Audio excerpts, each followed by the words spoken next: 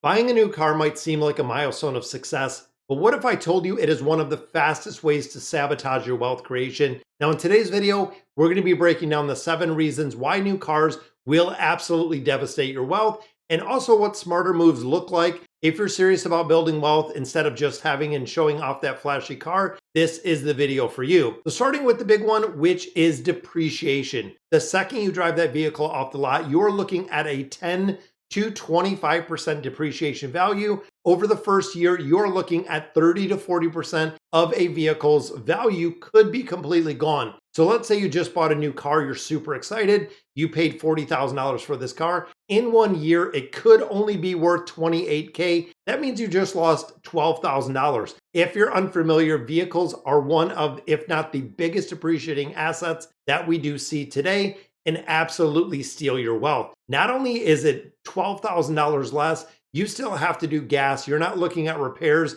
just pure depreciation that we see on the vehicle. When you never tolerate really a loss like that in a stock market, if you bought a stock for 40K, all of a sudden next year it was worth 28. For a majority of people, they would cash out. So why do we do this with a car when we do make that big purchase? Now, the second one, cash flow. Monthly payments will absolutely devastate and can drain your cash flow. Many people finance new cars, and for a majority of people to get to an affordable payment, right now the average car payment in the United States is over $750. It's funny because a couple years ago, I seen it go to $620, then it was about $650, $670. Now they're quoting over $750 on average for a monthly payment, which is kind of crazy. Now imagine redirecting that to an investment. Think about it. If you had just a 7% return on $750, you would have near $1 million in 30 years, which is kind of crazy. So while you're driving that very fast appreciating asset, future self is missing out on being a millionaire and having that millionaire status. Now, of course, with new vehicles, it also comes with much higher insurance premiums because for a majority of places, including here, more expensive to replace, more costly to replace, and they also come with full coverage. Now, with the majority of newer vehicles, higher insurance premiums are going to go hand in hand. New cars also mean those higher insurance rates. Why? It's because the car is valued at more, it is going to be more expensive to replace.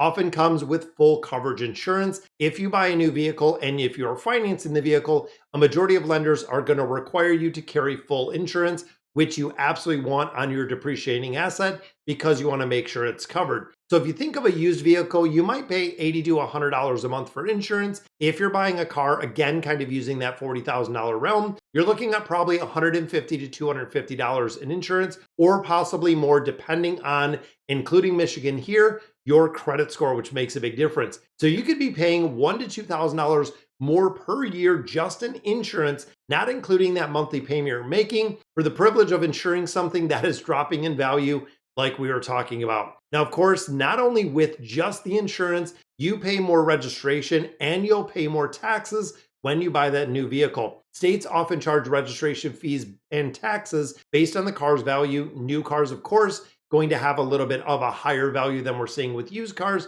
Means the newer, the more expensive the car is, the chances are you're going to be paying more just to legally own it, to put tags on it, to do registration, to get plates. Even if you're not driving it as much, it is going to be a burn to your wallet every single year that you have to do the registration. And I don't know about you guys, but here in Michigan, it is about $198 per vehicle for a 1-year registration, which is kind of crazy. And it is really the death by the thousand fees that we've seen. Now, of course, this is going to lead right into lifestyle inflation. Now, a new car doesn't always cost more. It can also trigger things like lifestyle creep, lifestyle inflation, keeping up with the Joneses. You get a nicer car, then of course you're buying fancier clothes. You're going out to fancier meals.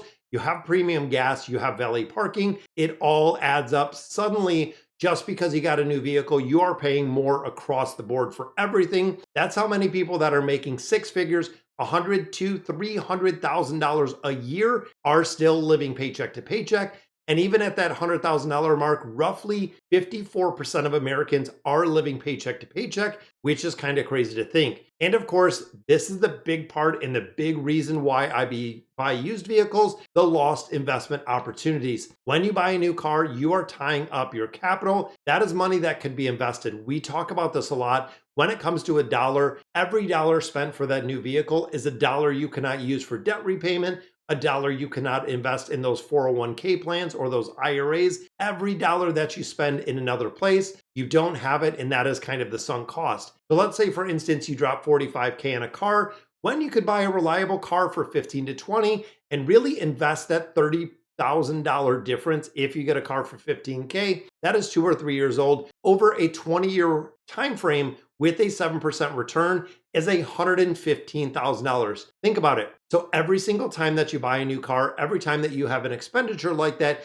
you are trading your future wealth for today's vanity in a massively depreciating asset, which you really have to focus on. Now, when it comes to cars, they're not always a status symbol, and that's not the way that I choose them because they are tools. When you start looking at a car fundamentally, it is taking you from point A to point B. This is where the big variation comes in because you could get a very reliable car that's 2 or 3 years old for, let's say, $15,000, $20,000, or you could buy a car that is going to take you from the same point A to B. Let's say you're going from home to work in a $40,000 car, in a $70,000 car, in a $100,000 car. Really makes a big difference, but you have to think fundamentally a car with wheels and engine for mobility, for transportation, really are just tools to transport us from point A to point B. Yet, so many cars and so many people buy cars just to impress other people. Most people don't notice there are so many cars out on the road.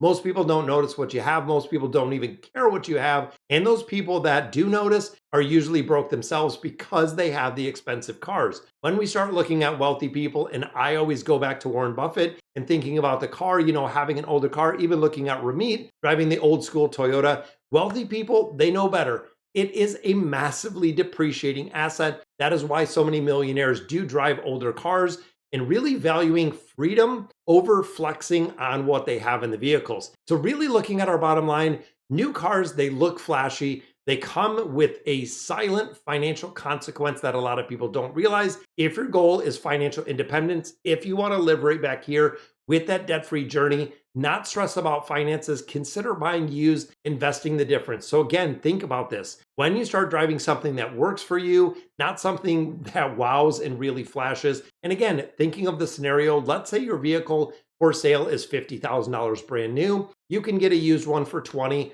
Again, you take that $30,000 difference. You could use it for debt repayment if you have any outstanding debt. You could use that $30,000 to invest. There are so many things that you can do with that money. And of course, you don't need to be frugal forever. But if you're looking to build wealth, and building wealth does take time, it's not something that's going to happen overnight. And it's also going to require consistent and constant contributions into an investment portfolio. Because remember, every dollar you keep working for you that is earning more dollars is a dollar close to that freedom, which everyone absolutely loves. If this video opened your eyes, drop a comment down below. Drive wealthy, not flashy. Let me know what is the worst financial mistake that you have made with your card. And of course, like this video if it helped you out, subscribe. More honest conversation, more financial education, literacy, money, investing, and financial freedom. So guys, that's going to do it for today's video. Let me know exactly what you guys think in the comments. And as always, catch you in the next video.